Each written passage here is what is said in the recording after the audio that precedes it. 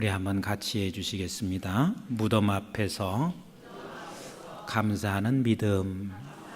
다시 한번 무덤 앞에서 감사하는 믿음.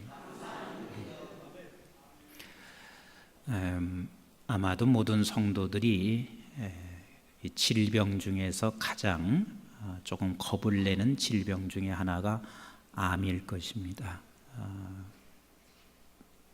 물론 초기에 발견한 사람들도 암에 걸렸다 그러면 걱정스러워합니다. 또 두려워합니다. 안 그럴 수 없어요. 그런데 만약에 말기쯤 됐다 그러면 아예 절망에 빠지면서 이젠 못 고칠 병이 됐는가 보다 생각해서 많이 걱정들 하시고 그렇습니다. 사실 그 교회 안에서도 이제 암이 걸려서 목사님 기도해 주세요 그러면 저도 되게 마음이 아파요. 그냥 내가 하나님이라면 그냥 암을 그냥 확 다 제거시켜 주고 싶은 마음이 그렇게 있을 만큼 참 마음이 많이 아픕니다. 그래서 절대 여러분 암 걸리지 마세요. 아멘 안 하시는 분들은 걸리세요? 네. 절대 암 걸리지 마세요. 네. 그런데 육체적인 암보다 더 무서운 것이 있어요. 암이라는 게 왜 사람이 두려워하냐면 아직까지는 사망률이 암으로 인해서 죽는 사망률이 1위예요. 그렇기 때문에 사람들이 암에 대해서 걱정하고 있어요. 그런데 그거보다 더 무서운 암이 있어요. 그게 뭐냐면 영적 암이에요. 육체적인 암이 걸려서는 목사님 와서 기도해달라고 하시는 분들이 대부분 다 계신데, 그런데 지금까지 한 번도 목사님 큰일 났습니다. 내가 심각합니다. 영적 암이 걸렸습니다. 그러니 목사님 기도해 주세요. 이러신 분들은 아직도 한 사람도 없었어요. 근데 사실은 신앙인들에게는 육체적인 암도 걸리지 않아야 하지만 영적인 암은 더 무섭다는 사실을 놓치지 마셔야 돼요. 아이 목사님 무슨 영적인 암이 뭐가 있습니까? 조금 제가 설명을 드릴게요. 여러분 육체적인 암이라는 게 왜 걸리게 되냐면 이래서 걸리는 거예요. 모든 인간들은 매일 우리 안에서 육체 안에서 암세포가 계속해서 나고 있습니다. 그래서 적게는 300개, 많게는 800개가 암세포가 발생을 한다는 거예요. 우리 모든 사람은 다 그렇다는 거예요. 그런데도 우리가 암이 걸리지 않는 그 이유가 뭐냐면 우리 안에는 그 암세포를 잡아먹는 자연 살생세포가 T와 NK라고 하는 두 종류의 자연 살생세포가 있어서 이 자연 살생세포가 활성화되면서 우리 안에서 매일 300개에서 8,000개가 발생하고 있는 암세포를 나자마자 즉각 잡아먹는다는 거예요. 그래서 그걸 즉각 잡아먹기 때문에 암이 우리에게 발생하지 않고, 만약에 자연 살생세포가 활성화되지 아니하면 그때 이 암세포가 활성화되면서 우리 몸 안에 암이 걸린다 하는 이야기예요. 그러면 우리가 암이 걸리지 않으려면 자연 살생세포가 굉장히 활성화되어야 되는데 이 자연 살생세포가 활성화되지 않는 이유는 유전자, 이 자연 살생세포를 활성화시키는 유전자가 꺼졌대요. 나도 이건 모르지. 그냥 의학적으로 그렇다는 이야기예요. 그래서 이 자연 살생 세포를 활성화시키는 그 유전자가 꺼지게 되면 결국은 우리 몸 안에 있는 이 암세포를 잡지 못해서 사람들이 암의 질병이 걸린다는 게 암의 원인입니다. 그런데 영적인 암이 무엇이냐면 영적인 암은 염려예요. 뭐라고요? 염려가 영적인 암이에요. 그런데 우리는 한번 생각해 보세요. 이 세상에 살면서 염려는요, 분초마다 생깁니다. 분초마다 생겨요. 저는 사실 TV를 즐겨 보지도 않고 잘 보지는 않지만, 그런데 뉴스는 종종 봅니다. 근데 뉴스, 여러분 30분을 뉴스 보면서 이 뉴스 보는 동안 감사가 많이 나와요, 염려가 많이 생겨요? 나는 뉴스 볼 때마다 다 염려거리예요. 전체 염려거리예요. 최근에는 국방을 지키고 있는 우리의 아들들이 국방에 가 있는데, 뉴스마다 계속해서 윤일병 얘기가 나오는 것을 쳐다보면 그냥 나라도 걱정되고, 또 저 나가 있는 국방을 지키고 있는 아이들도 걱정되고, 저렇게 아이들이 또 저런 상태가 돼서 만약 군기가 약화되면 이 나라가 어떻게 될까? 왜 이렇게 염려가 많은지, 하여튼 뉴스만 보면 염려거리예요. 그러면 뉴스 안 보면 내가 염려하지 않느냐? 아니에요. 모든 것 생각하면 다 염려거리밖에 없어요. 여러분들 집안에서 자식을 봐도 그렇고, 어떤 때는 남편을 봐도 그렇고, 아내를 봐도 그렇고, 그 무엇을 봐도 염려로 계속해서 분초마다 우리는 염려거리가 생기는데, 이 염려를 잡아먹는 것은 한 가지밖에 없어요. 그게 뭐냐면 감사가 염려를 잡아먹습니다. 따라서 합시다. 감사가 염려를 잡아먹는다. 이 감사가 염려를 잡아먹는 거예요. 감사가 염려를 잡아먹어요. 그러면 여러분들이 또 이렇게 질문하실 거예요. 목사님, 나도 그거 다 알고 있습니다. 내가 그런데 감사가 안 나와서 걱정이고, 그리고 감사거리가 없어서 내가 그러는 것이지, 감사거리 있어 보세요. 그러면 내가 왜 감사하지 않겠어요? 이렇게 말씀하실 거란 말이에요. 그런데 여러분, 감사라고 하는 것은 감사가 활성화될 수 있도록 불이 켜져 있어야 돼. 뭐가 켜져 있어야 돼요? 불이 켜져 있어야 돼요. 자연 살생 세포가 활성화될 수 있도록 어떤 유전자가 불이 켜져 있어야 하는 것처럼, 우리도 감사가 활성화될 수 있도록 불이 켜져 있지 아니하면 우리는 절대로 감사할 수 없게 되어 있습니다. 그래서 오늘 이 본문은 주님께서 그 불이 무엇인지를 가르쳐 주시고 있습니다. 자, 우리 주님께서 나사로의 집에 갔습니다. 근데 나사로의 집에 가셨는데 너무 늦게 가신 거예요. 늦게 가셔서 환영을 못 받으시는 거예요. 거기에 갔더니 결국은 나사로의 누이들도 역시 이미 죽었는데 오신들 무엇하나, 결국은 오신 주님에 대해서 반가이 맞이하지도 않습니다. 그런데다가 우리 주님께서는요, 막 울으세요. 눈물을 흘리시고 불쌍히 여기시고, 그리고 막 그냥 안타까워하시고 계십니다. 그 모습을 쳐다보고 있는 주변 사람들이 예수님이 꼭 그런 사람 같아요. 가증스러운 것 같이 보여졌을 거예요. 왜? 그렇게 사랑한다면, 그렇게 눈물을 흘릴 만큼 아낀다면 왜 이제 오셨어요?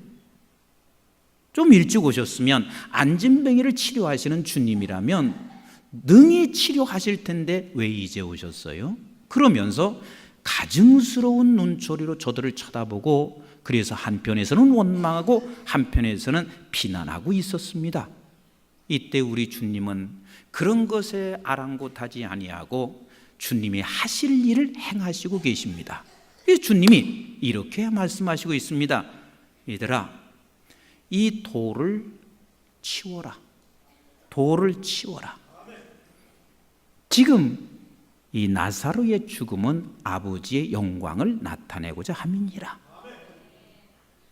그리고 주님께서 41절에 이렇게 말씀하시고 계세요. 41절을 우리 한번 같이 읽어봐요. 시작.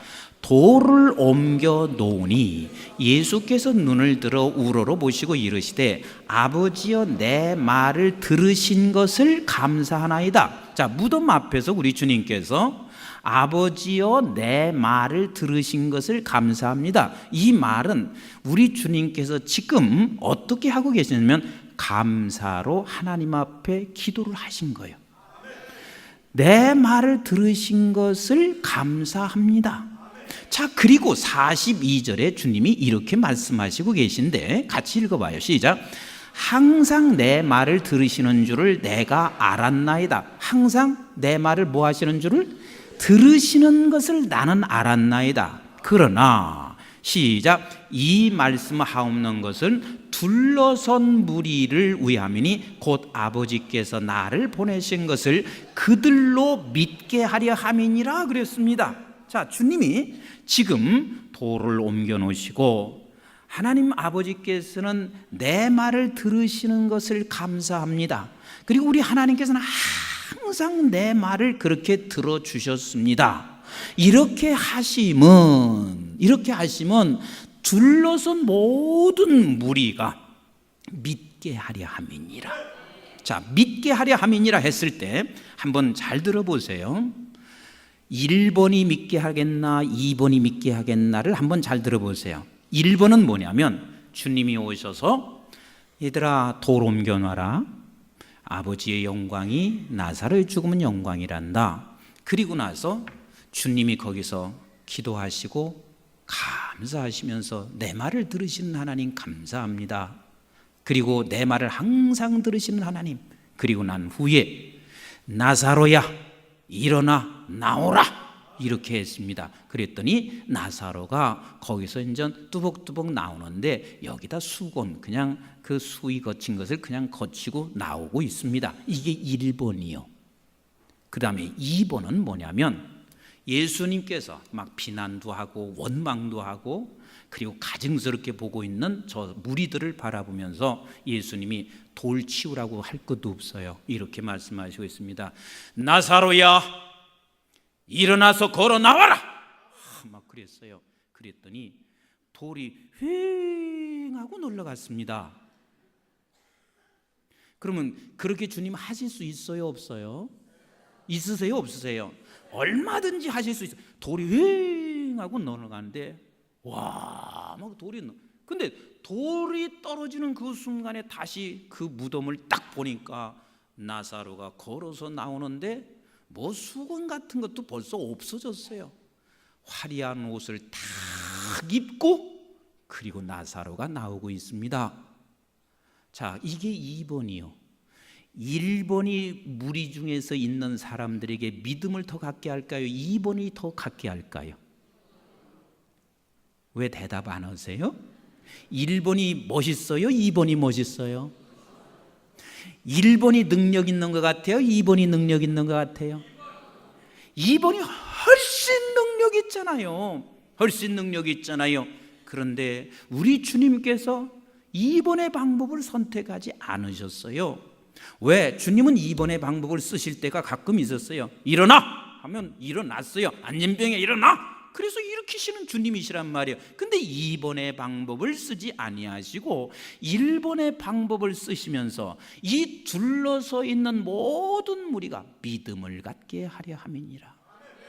다시 말하면 우리 주님께서 부활하여 구원받은 백성들에게 예수 그리스도께서 모델로 보여주시면서 주님이 아버지와 나와의 관계, 우리 아버지가 계시고 그 아버지는 내 말을 들으시고 언제나 그래서 나는 감사하고 이것을 우리 모든 백성들에게 그들뿐만 아니라 지금 살고 있는 저와 여러분들에게도 이것을 보여주기를 원하신 우리 주님이시라 그 말입니다.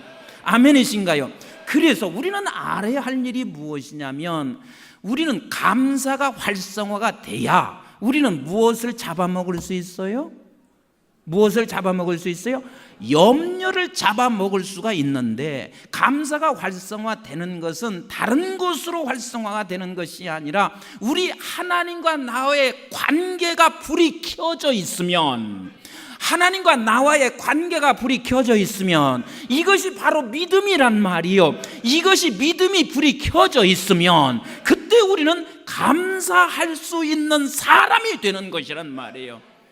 여러분 감사와 염려는 공통점이 있고 다른 점이 있습니다. 차이점이 있어요. 감사와 염려의 공통점이 무엇일까요? 공통점. 동일하게 감사와 염려의 공통점은 마음의 생각에서 나옵니다. 마음의 생각이에요. 그러면 목사님 그렇지 않아요. 감사할 여러 가지 조건이 좀 있어야 감사하지. 천만에요. 지금 여러분들이 한 목사님, 담임 목사님에다가 동일한 시간에 동일한 환경에서 여기서 예배를 드리고 있습니다. 그런데 어떤 사람은 지금 동일한 시간, 동일한 장소, 동일한 교회에 동일한 담임 목사님 밑에서 예배를 드리고 있는데 여러분들 중에는 감사하시는 분이 있고 불평하고 원망하고 근심하고 염려하는 사람이 이 중에도 있을 수가 있단 말이에요. 그러면 환경의 문제가 아니라는 것을 여러분들이 여기서 증명할 수 있는 거란 말이에요. 그래서 똑같은 환경과 똑같은 조건 속에서도 어떤 사람은 감사하고 어떤 사람은 그 환경 속에서 염려가 끊어지지 않습니다. 왜 그렇지요? 마음의 생각 때문에 그렇습니다. 제가 예전에도 한번 말씀드린 적이 있었어요. 우리 교회 은퇴 장로님 한 분이 저한테 그런 얘기 하셨어요. 목사님, 나는 어린 시절에 내 소원이 한 가지 있으면 내 평생 자전거 한 대만 소유하고 살았으면 좋겠다. 이것이 당신의 소원이었대요. 근데 목사님, 내가 지금 우리 집에는 자동차가 2대가 있습니다. 자동차가 2대가 있습니다. 그러면 자전거 한 대만을 내가 타고 다니는 게 소원이었으면 지금 자동차 2대면 지금 어떻게 살아야 돼요? 예? 맨날 노래하고 찬송하고 감사하고 춤추면서 살아야 된단 말이에요. 근데 그래요? 그렇지 않을까요? 안 그래요. 안 그래요. 여러분들이 과거를 한번 생각해 보면 과거에 내가 이것만 가지고 있으면 진짜 뛰면서 내가 살겠다 그랬는데 그걸 가지고 있는데 그렇게 됐어요? 안 됐어요? 안 돼요. 안 돼요. 이 감사와 염려라는 것은 환경과 조건에 있지 않다는 사실을 우리가 경험으로 알고 있어요. 결국은 이 감사와 염려의 공통점은 뭐냐면 생각이에요. 마음의 생각이란 말이에요.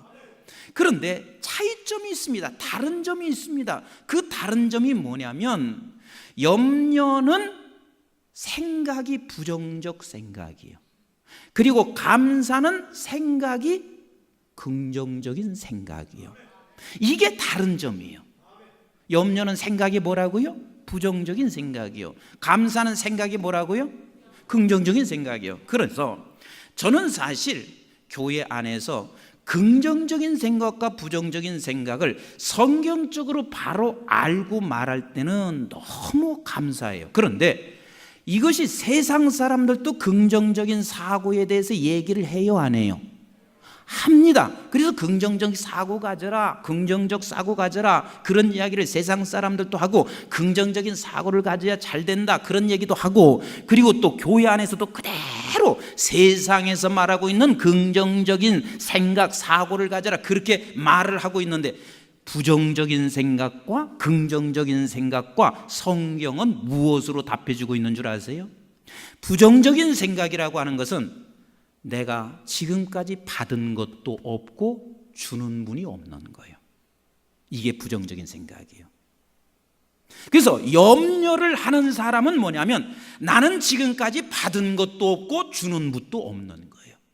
주는 분도 없고 그래서 나는 받은 것도 없는 거예요.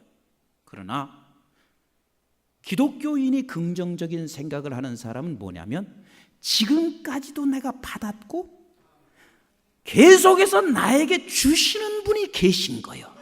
이게 바로 긍정적인 생각이란 말이에요. 믿음의 사람이, 그리고 기독교인의 긍정적인 생각은 그냥 잘 돼 이런 것이 아니라 나는 지금까지도 받아왔고 그리고 나에게 계속해서 주시는 분이 있는 거예요. 지금까지도 내 말을 들어오셨고 앞으로도 계속해서 내 말을 항상 들으시는 그 아버지가 계신 거예요. 그분이 하나님이시고 또 그분은 나를 죽기까지 당신을 내 몸을 내드릴 때까지 사랑하신 우리 아버지시고 그 하나님이시기 때문에 앞으로도 지금도 영원토록 그분께서는 나에게 주시는 분이시라는 사실, 이것을 생각하고 믿는 게 바로 성경에서 말하는 긍정적인 생각이란 말이에요. 그래서 우리는 내가 감사가 환경과 조건이 아니라 우리 주시는 그 아버지, 그 크신 아버지, 온전하신 아버지, 전능하신 아버지, 그분이 나를 당신까지 내주실 만큼 사랑하신 아버지, 그분과 내가 관계하고 있다면, 그분을 내가 바라보고 있다면, 그분이 나의 아버지라고 부른다면 그것이 곧 내가 감사를 활성화시킬 수 있는 그 불이란 말이에요. 활성화시킬 수 있는 불. 그래서 이 활성화시킬 수 있는 불이 내게 있음으로 말미암아 어떤 상황 속에서도 내가 감사하는 거요. 그 감사할 때 무엇을 잡아먹어요? 염려를 잡아먹는단 말이에요. 염려를 잡아먹어요. 우리가 너무 잘 알고 있는 말씀이지만 민수기 13장에 보면은 모세가 각 지파에서 한 사람씩 수령을 부릅니다. 누구를 불렀어요? 수령을 부릅니다. 그러면 각 지파에서 그래도 대장들인데, 대표인데 이 사람들은 그래도 대단한 사람들이에요. 대단치 아니하고는 그렇게 대표로 부를 수가 없어요. 그래서 그 수령들을 12를 불러가지고 가나안 땅에 정탐을 보냈습니다. 그런데 정탐을 보냈는데 한결같이 적과 꿀이 흐르는 땅이요 너무 좋은 땅인 것을 보았습니다. 그러나 10명의 사람은 이 안악자순의 그 거대함 앞에 자기는 메뚜기처럼 보였고 저 가나안 땅을 바라보면서 자기는 너무나 작게 보였습니다. 그래서 저들은 원망하고 백성들에게 말했더니 이 백성들이 그것을 듣고 통곡하면서 이렇게 말을 하고 있습니다. 우리 한번 민수기 14장 1절부터 같이 읽도록 하겠습니다. 시작. 온 회중이 소리를 높여 부르짖으며 백성이 밤새도록 통곡하였더라. 따라서 합시다. 염려는 전염이 에볼라보다 더 무섭다. 에볼라가 뭔지 모르지요? 네. 지금 서아프리카에서 막 전염되고 있는 이 에볼라보다 더 무서워요. 더 무서워요. 자, 그래서 이 10명의 사람이 그렇게 얘기하고 나니까 온 회중이 소리를 높여 부르짖으며 밤새도록 뭐 했어요? 밤새도록 통곡했더라. 자, 2절 계속 읽어볼까요? 시작.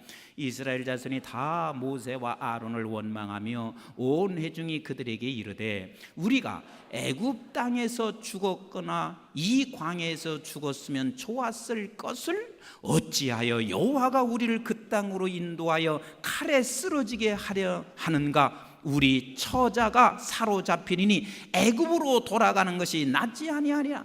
과거에 하나도 받은 것이 없어요. 전혀 생각이 나지 않습니다. 우리 4절 시작.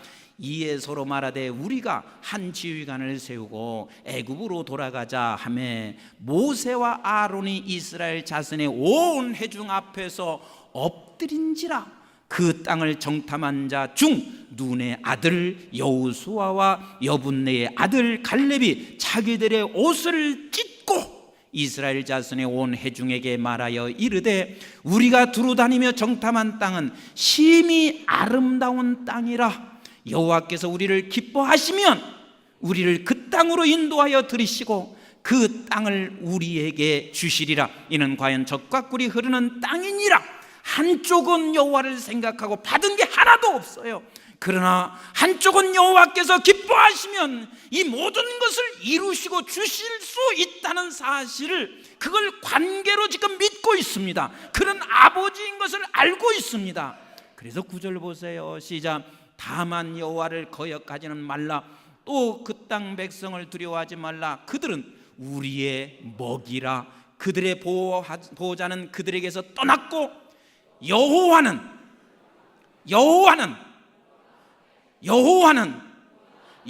우리와 함께 하시느니라. 그들을 두려워하지 말라 하나.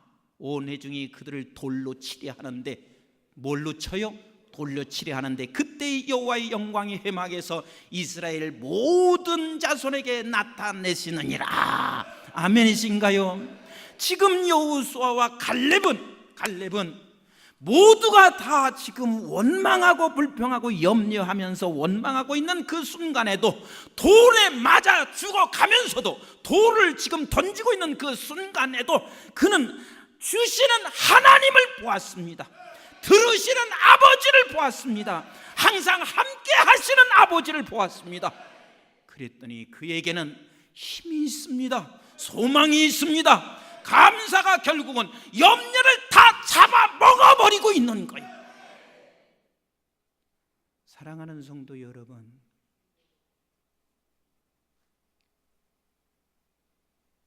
우리 일상을 살면서 분초마다 일어나고 있는 염려거리가 여러분 직장에서 없어요? 여러분 가정에서 없어요? 우리의 삶터에 항상 있습니다. 그런데 내 말을 들으시는 아버지, 항상 들으시는 아버지, 이 믿음이 불이 켜져 있어야 돼. 이게 불이 켜져 있을 때 내 삶 속에 감사가 활성화되어서 분초마다 찾아오는 염려를 우리가 잡아먹을 때, 그때야 비로소 우리는 하나님 앞에 감사로 영광을 돌릴 수 있는 자이며, 그래서 나사로에게 지금 영광을 나타나게 한 것처럼 우리 역시도 우리의 삶 속에 날마다 영광을 나타내기를 원하시는 우리 아버지세요. 그래서 빌립보서 4장 6절에 이렇게 말씀을 결론 맺도록 하겠습니다. 같이 읽어봐요. 시작. 아무것도 염려하지 말고 다만 모든 일에 기도와 간구로 너희 구할 것을 감사함으로 하나님께 아뢰라. 어떻게 아뢰라고요? 무덤 앞에서,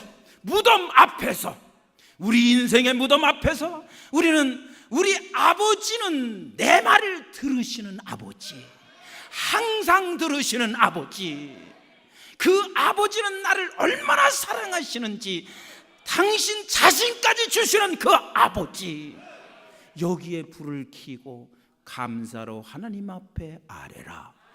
그리하면 7절 같이 읽어봐요. 시작. 그리하면 모든 지각이 뛰어난 하나님의 평강이 그리스도 예수 안에서 너의 마음과 생각을 지키시리라.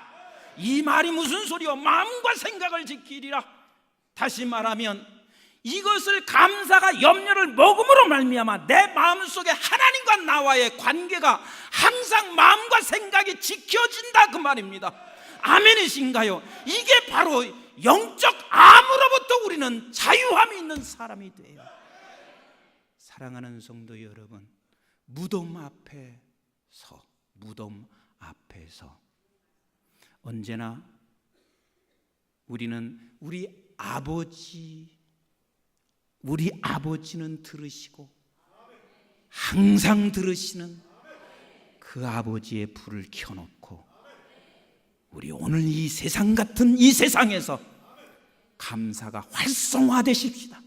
감사가 활성화되셔서 염려를 다 잡아먹음으로 말미암아 여러분들의 직장과 그리고 여러분들의 기업과 가정과 교회에서 여러분들을 통해서 영광이 나타나기를 주의 이름으로 축원합니다. 기도하겠습니다.